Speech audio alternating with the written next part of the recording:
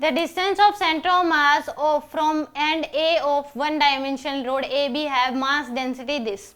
Length L is 3L by m. Centre of mass की distance दे रखी है, alpha की वैल्यू बतानी क्या होगी। तो सेम तरीका, एक रोड दे रखी है आपको, ये A पॉइंट है, ये क्या हो जाएगा इसका B पॉइंट, ये 0,0, ये कितने हो जाएगी L,0।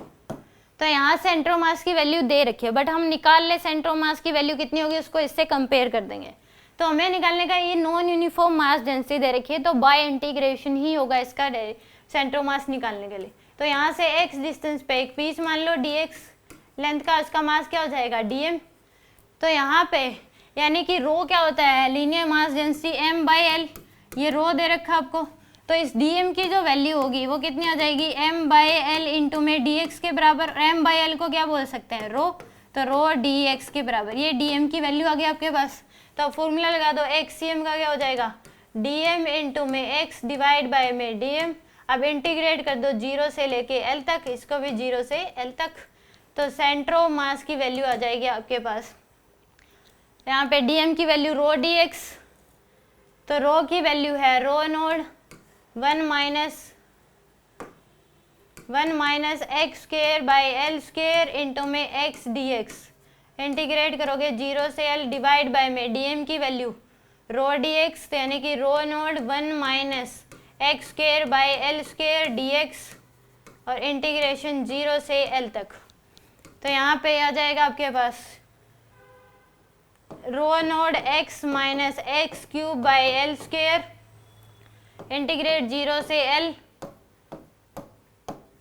डिवाइड बाय में rho naught minus x square by l square, integrate 0 से l dx। तो यहाँ पे ये वैल्यू आ जाएगी xcm की। इसको अगर करेंगे तो rho naught x square by 2 limit 0 से l माइनस एक्स की power 4 divide by 4l square limit 0 से l डिवाइड बाय में रो नोड x लिमिट 0 से l माइनस एक्स 3 बाय में 3l स्क्वायर लिमिट 0 से l। ठीक है जी। तो यहाँ से xcm की जो वैल्यू आएगी वो कितनी आ जाएगी आपके पास, rho naught l square by 2 minus, चलिए पूरे के साथ तो यहाँ पे भी आएगा रो नोड मल्टीप्लाई में, ये रो नोड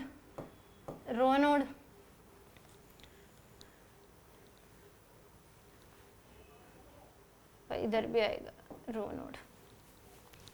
ठीक है जी। Rho naught minus rho naught l square by 2 minus rho naught x की एल की power 4 divide by 4l square divide by rho naught l minus rho naught l की power 3 divide by 3l square.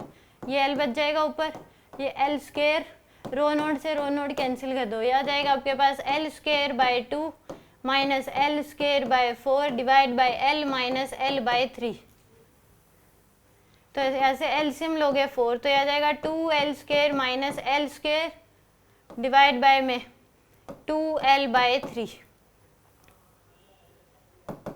तो आ जाएगा l square by 4 into में इसको 3 bye 2l लिख सकते हैं, एक l से l कैंसिल, तो आ जाएगा 3l बाय 8 के बराबर। सेंटर मास की वैल्यू कितनी आएगी, 3l बाय 8। तो अल्फा की वैल्यू क्या आ जाएगी, 8 आ जाएगी। अल्फा की वैल्यू क्या होगी, 8। कंपेयर करोगे तो 3l बाय अल्फा, ये कितनी है 3l बाय 8। अल्फा की वैल्यू क्या है, 8 के बराबर।